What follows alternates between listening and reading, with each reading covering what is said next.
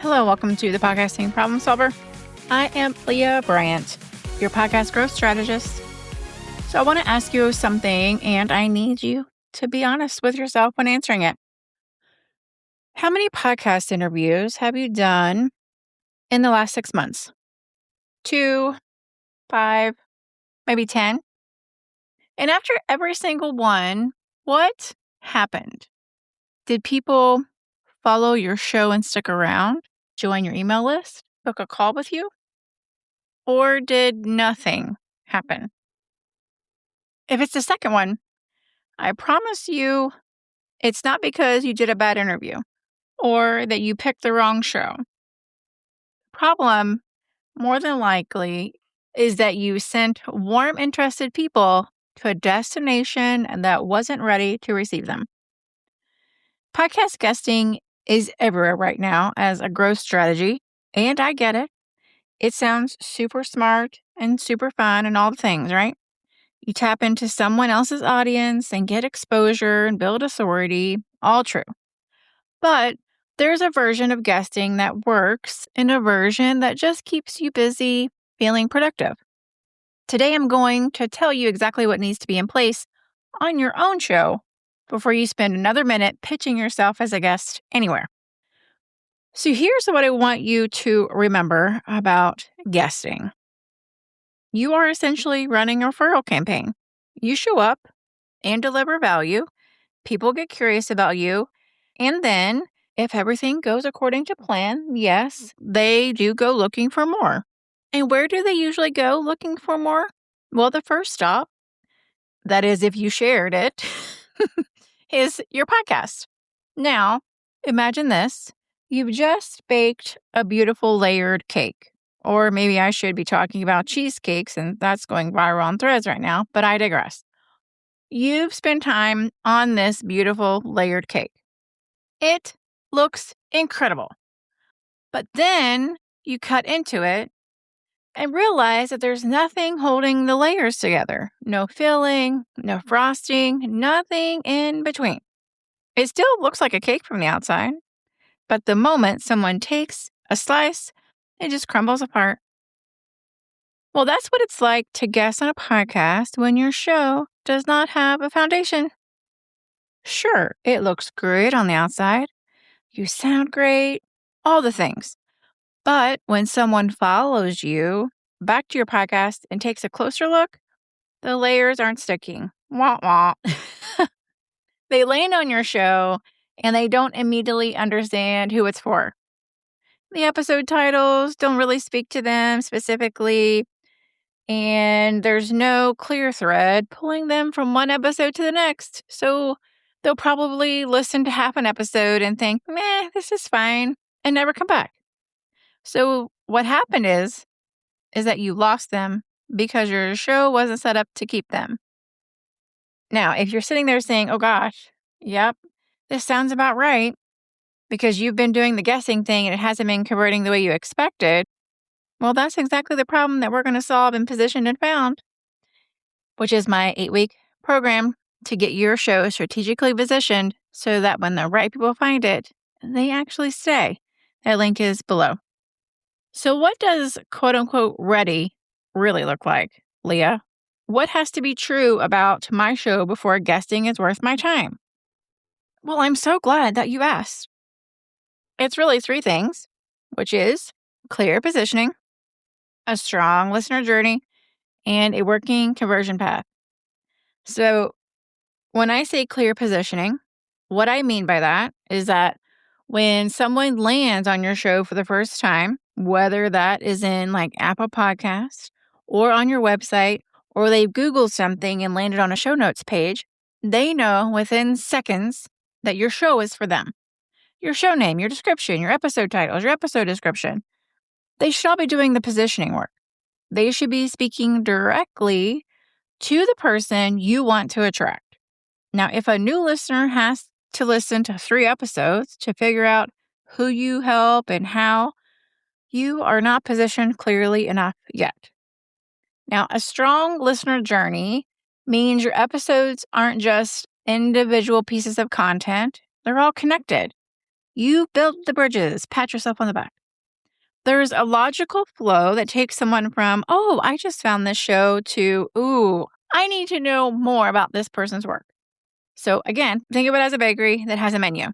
When someone walks in for the first time, you can see everything that's available. You understand the specialty and you know what to order, right? Now, if your back catalog feels like a random assortment with no structure, well, a new listener doesn't know where to start, and most of them won't try. We're busy people. We don't want to sit and try to figure things out, right? We want things to be easy. And a working conversion path means that there is something for a new listener to do after they've listened. Now, I'm not talking just a vague, oh, follow me on Instagram. Well, yes, that's great. Put it in your description. I'm talking about a specific next step that moves them closer to working with you. So that might be an email opt-in, a discovery calling, or a free resource that's relevant to what they just heard. Did you hear that? That's the key. The path has to exist and it has to be obvious. When all three of these are solid, that's when guesting becomes the multiplier. When any one of them is missing, well, guesting then just becomes a time investment with no return. Oh, snap. Guess I did go there. Now, I want to paint a picture for you of two podcasters. These are previous podcasters I've worked with, and I feel like this will be a really great example for you to hear. They are both business coaches. They both guested on the same show around the same time. This show they guested on was a decent sized show. The show had a solid audience, and it was a great fit for both of them, okay? Now, the first coach had been working on her podcast foundation before she started pitching. Her show was clearly positioned for early stage online coaches. Her episode titles were searchable and specific, and she had a free guide as her listener opt-in, and she mentioned it in her show notes and in every episode. And the week after her guest appearance aired, she got 11 new email subscribers and 2 discovery call bookings. Now, the second podcaster, same caliber interview, same audience exposure. But this podcaster had a show that was kind of all over the place. The topics were more broad. The episode structure was very inconsistent. And they did not have an opt-in. So you know what happened? Yes, you guessed it. She got maybe a handful of new followers on Instagram, about 40 new downloads on her backlog that week, and then it was crickets on these internet streets, friends. Very different results, right? And the difference had nothing to do with how they showed up on that guest interview. It was all about what was waiting for people when they followed these podcasters after the interview. So here is your homework, and I want you to really do this, not just think about it while you're on your walk or whatever else you're doing. I want you to pull up your podcast as if you're a stranger finding it for the first time. Read your show description. Look at your last 10 episode titles. Click on your most recent episode and read the episode description and also the show notes. And then I want you to ask yourself these 3 questions. 1, do I immediately know who this is for? 2, is there a logical place for a new listener to start?